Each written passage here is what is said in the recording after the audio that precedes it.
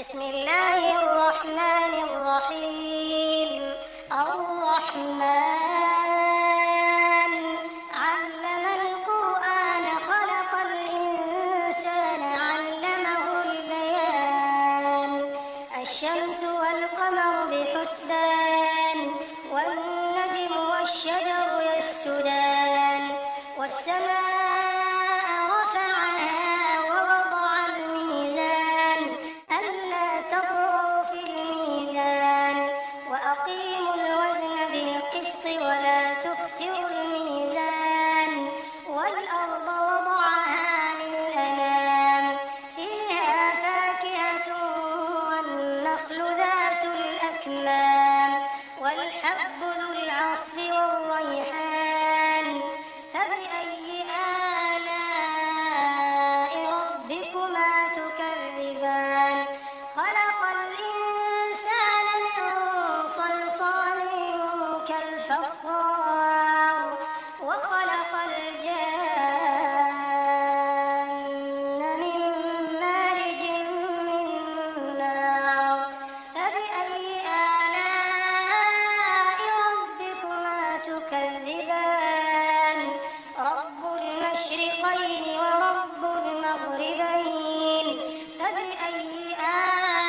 آلاء ربكما تكذبان مرج البحرين يلتقيان بينهما برزخ لا يبغيان فبأي آلاء ربكما تكذبان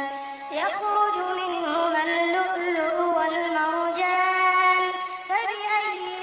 آلاء ربكما تكذبان وله الجوار المنشآت في البحر كالأعلام فبأي آلاء ربكما تكذبان كل من عليها فان ويبقى وجه ربك ذو الجلال والإكرام فبأي آلاء ربكما تكذبان يسأله من في السماوات والأرض كل يوم هو في شأن فبأي آلاء ربكما تكذبان سنفرغ لكم أيها الثقلان فبأي آلاء ربكما تكذبان يا معشر الجن والإنس إن استطعتم أن تنفذوا من أقطار السماوات والأرض فانفذوا لا تنفذون إلا بسلطان فبأي آلاء ربكما تكذبان يرسل عليكما شواظ من نار ونحاس فلا تنتصران فبأي آلاء ربكما تكذبان فإذا انشقت السماء فكانت وردة كالدهان فبأي آلاء ربكما تكذبان فيومئذ لا يسأل عن ذنبه إنس ولا جان فبأي آلاء ربكما تكذبان يعرف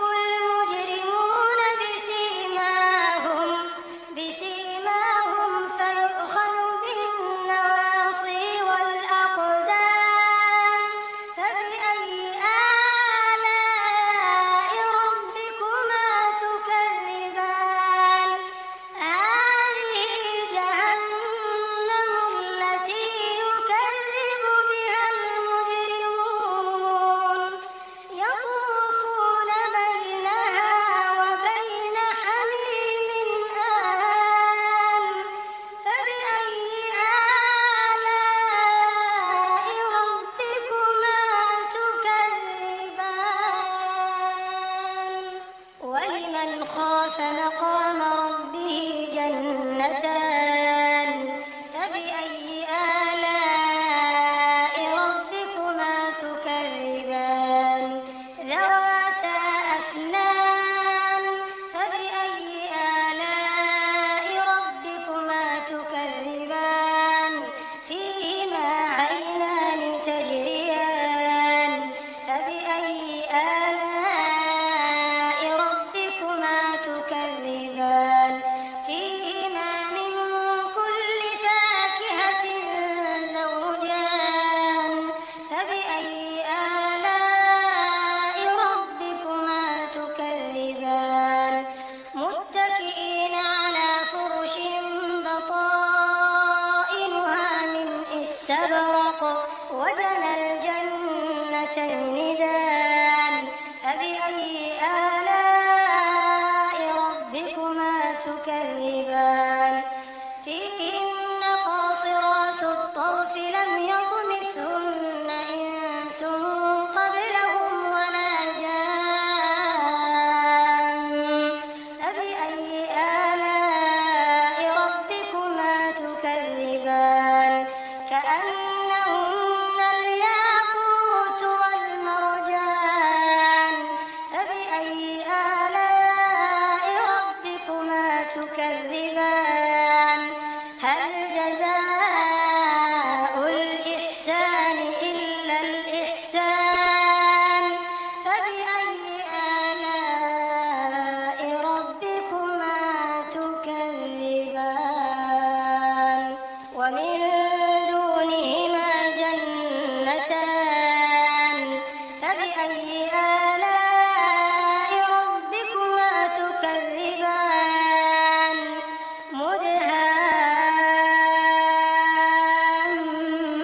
مدهامتان فبأي آلاء ربكما تكذبان فيهما عينان نضاختان فبأي آلاء ربكما تكذبان فيهما فاكهة ونخل ورمان فبأي آلاء ربكما تكذبان فيهن خيرات حسان فبأي